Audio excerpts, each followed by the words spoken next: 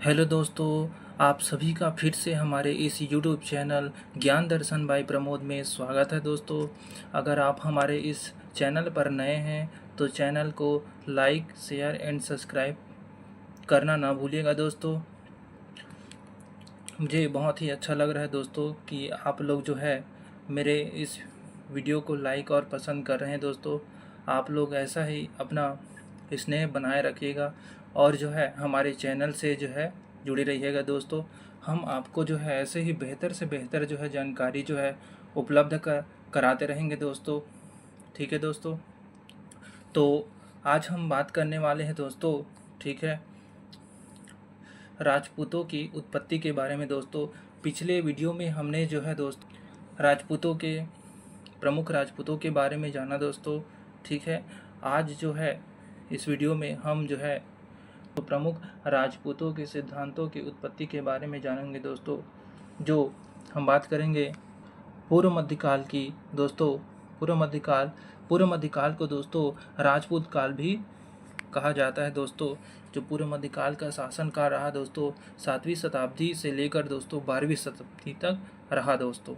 ठीक है दोस्तों, तो चलिए स्टार्ट करते हैं। तो एक एक करके हम जो है पॉइंट के हिसाब से जो है आगे बढ़ेंगे दोस्तों।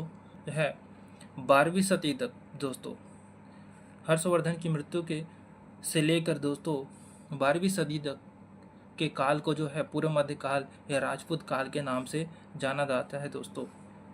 ठीक है दोस्तों, फिर बात करेंगे दोस्तों पूर्व मध्यकाल भारतीय राजनीति के इतिहास में विकेंद्रीकरण का काल माना जाता है दोस्तों। केंद्रीकृत सत्ता के समाप्त होने के पश्चात भारत में अलग अलग क्षेत्रों में जो है सामंती शासकों ने स्वयं को स्वतंत्र करके एक स्वतंत्र राज्य की स्थापना किया दोस्तों। और ये स्थापना जो है अलग अलग क्षेत्रों में की गई दोस्तों। ठीक है, फिर हम 6वीं शताब्दी में दोस्तों 6वीं शताब्दी में केंद्रीकृत सत्ता गुप्तों के पतन के पश्चात ही जो है दोस्तों पाटलिपुत्र का जो है महत्व समाप्त हो गया दोस्तों। ठीक है दोस्तों, तो गुप्त काल में क्या है दोस्तों, जो राजनीतिक और प्रशासनिक जो केंद्र था दोस्तों वो पाटलिपुत्र रहा दोस्तों। ठीक है, फिर उसके बाद जो है हर्षवर्धन काल आता है दोस्तों।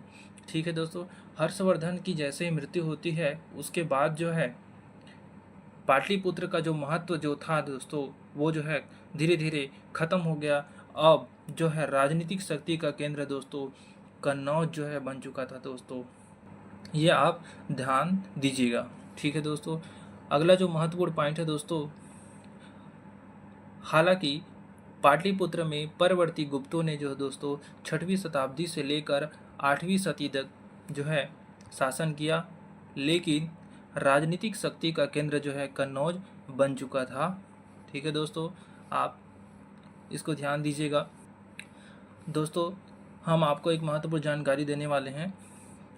जल्द ही दोस्तों हम अपना एक नया टेलीग्राम चैनल जो है स्टार्ट करने वाले हैं, जिसमें हम आपको जो है वीडियो क्लास नोट्स है दोस्तों उसको हम यूट्यूब चैनल पर जो है आपको प्रोवाइड कराएंगे। उसके साथ साथ अंतर्राष्ट्रीय, राष्ट्रीय, जीके, जीएस सभी प्रकार के जो है जानकारी हम जो है टेलीग्राम चैनल पर जो है आपको उपलब्ध कराएंगे। ठीक है दोस्तों, तो टेलीग्राम चैनल पर आप ज़रूर जुड़िएगा। हम जल्द ही जो है टेलीग्राम चैनल बनाने वाले हैं। ठीक है दोस्तों, फिर अगले पॉइंट की बात करते हैं दोस्तों। तो हालांकि पाटलिपुत्र में परवर्ती गुप्तों ने 6वीं शताब्दी से 8वीं सदी तक ही शासन किया दोस्तों। ठीक है, लेकिन राजनीतिक शक्ति का केंद्र जो है कन्नौज बन चुका था। ये हमने पढ़ा दोस्तों। गुप्त काल और पूर्व मध्यकाल के बीच गुप्त काल या वर्धन वंश के नाम से जाना जाता है दोस्तों। तो ठीक है दोस्तों, ये जो पूर्व मध्यकाल है और जो गुप्त काल है दोस्तों, गुप्त काल और पूर्व मध्यकाल के बीच का जो काल है दोस्तों उसको हर्षवर्धन काल के नाम से जाना जाता है दोस्तों। ठीक है, गुप्त काल में पाटलिपुत्र और राजनीतिक शक्ति का केंद्र था दोस्तों। ठीक है, गुप्त काल में पाटलिपुत्र जो है राजनीतिक शक्ति का केंद्र था। हमने आपको बताया भी दोस्तों कि गुप्त काल में पाटलिपुत्र राजनीतिक और प्रशासनिक शक्ति का जो है केंद्र था दोस्तों। फिर उसके बाद हर्षवर्धन का काल आता है दोस्तों। हर्षवर्धन की जैसे ही मृत्यु होती है उसके बाद जो है जो पाटलिपुत्र का जो महत्व है दोस्तों वो जो है समाप्त हो जाता है। अब जो है राजनीतिक और प्रशासनिक शक्ति का केंद्र जो है कन्नौज बन चुका था दोस्तों, ठीक है। लेकिन गुप्त काल के पश्चात जो है गुप्तोत्तर या कह सकते हैं दोस्तों हर्षवर्धन के काल में जो है कन्नौज राजनीतिक शक्ति के रूप में स्थापित हुआ दोस्तों, ठीक है। फिर अगले महत्वपूर्ण हम पॉइंट पर जो है बात करेंगे दोस्तों। पूर्व मध्यकाल के 8वीं से 9वीं सदी में कन्नौज को लेकर जो है 200 वर्षों तक दोस्तों तीन जो है बड़ी शक्तियों के बीच जो है त्रिपक्षीय संघर्ष हुआ दोस्तों। त्रिपक्षीय संघर्ष के बारे में जो है दोस्तों हम एक अलग से वीडियो बनाएंगे जिसमें हम जो है उसको बहुत ही गहराई से जो है अध्ययन करेंगे दोस्तों, ठीक है। अब हम अगले जो पॉइंट की बात करेंगे दोस्तों, राजपूतों के उत्पत्ति को लेकर जो है अलग अलग मत या सिद्धांत है प्रस्तुत किए गए दोस्तों। राजपूतों की उत्पत्ति के सिद्धांत अलग अलग प्रस्तुत किए गए हैं दोस्तों। तो सबसे पहले हम बात करेंगे दोस्तों विदेशी मत सिद्धांत। विदेशी मत है दोस्तों सबसे पहले, फिर है भारतीय मत, फिर है अग्निकुल का सिद्धांत दोस्तों। ये राजपूतों के प्रमुख उत्पत्ति के सिद्धांत है दोस्त क्या है। फिर हम बात करेंगे दोस्तों भारतीय मत सिद्धांत क्या है। फिर हम बात करेंगे दोस्तों अग्निकुल का सिद्धांत, ठीक है। तो चलिए सबसे पहले हम बात करेंगे विदेशी उत्पत्ति सिद्धांत दोस्तों, ठीक है। विदेशी उत्पत्ति सिद्धांत में आपको तीन जो महत्वपूर्ण जो मत है दोस्तों उसको जानना होगा, ठीक है। तो सबसे पहले जो हम बात करते हैं जेम्स टॉड ने ये कहा दोस्तों राजपूतों की उत्पत्ति जो है शकों के वंश से हुई है दोस्तों। इसलिए इन्होंने कहा कि जो राजपूत थे दोस्तों वो शकों के वंशज थे दोस्तों। किसके वंशज थे? शकों के वंशज से दोस्तों। दूसरा हम जो बात करेंगे जो मत करता थे दोस्तों स्मिथ, ठीक है दोस्तों। पहला मत करता थे दोस्तों जेम्स टॉड, फिर हम बात करेंगे दोस्तों स्मिथ की, फिर हम बात करेंगे दोस्तों कलिंघम की। तो स्मिथ ने कहा दोस्तों कि जो राजपूत थे राजपूतों की उत्पत्ति शक एवं हुड़ों से हुई थी दोस्तों, ठीक है। तो उन्होंने सीधे सीधे कहा स्मिथ ने दोस्तों कि राजपूत किसके वंशज से दोस्तों? शकों एवं हुड़ों के वंशज थे दोस्तों, ठीक है। फिर हम कनिंघम की बात करेंगे दोस्तों।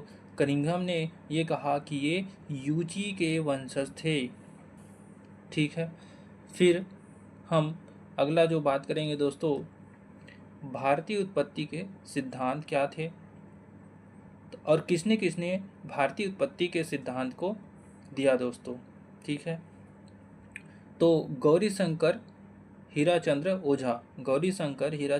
ओझा ने जो है भारतीय उत्पत्ति के सिद्धांत दिए दोस्तों। और उन्होंने क्या कहा? उन्होंने कहा कि राजपूत जो है प्राचीन क्षत्रिय थे दोस्तों।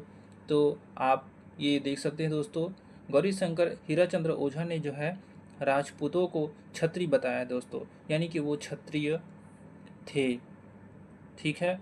फिर जो अगला जो भारतीय उत्पत्ति के सिद्धांत जो प्रस्तुत करने वाले हैं वो है दोस्तों सीवी वैद्य दोस्तों। सीवी वैद्य इन्होंने कहा दोस्तों राजपूत प्राचीन क्षत्रिय थे दोस्तों। इसने भी जो है राजपूतों को जो है क्या बताया दोस्तों? क्षत्रिय बताया। फिर हम बात करेंगे दोस्तों कि गोपीनाथ शर्मा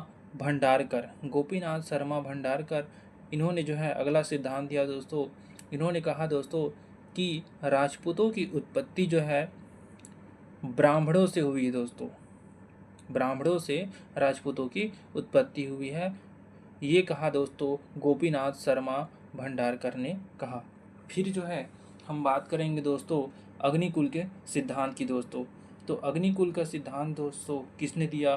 तो आप बताओगे अग्निकुल का सिद्धांत जो है चंद्रबरदाई ने दिया था दोस्तों।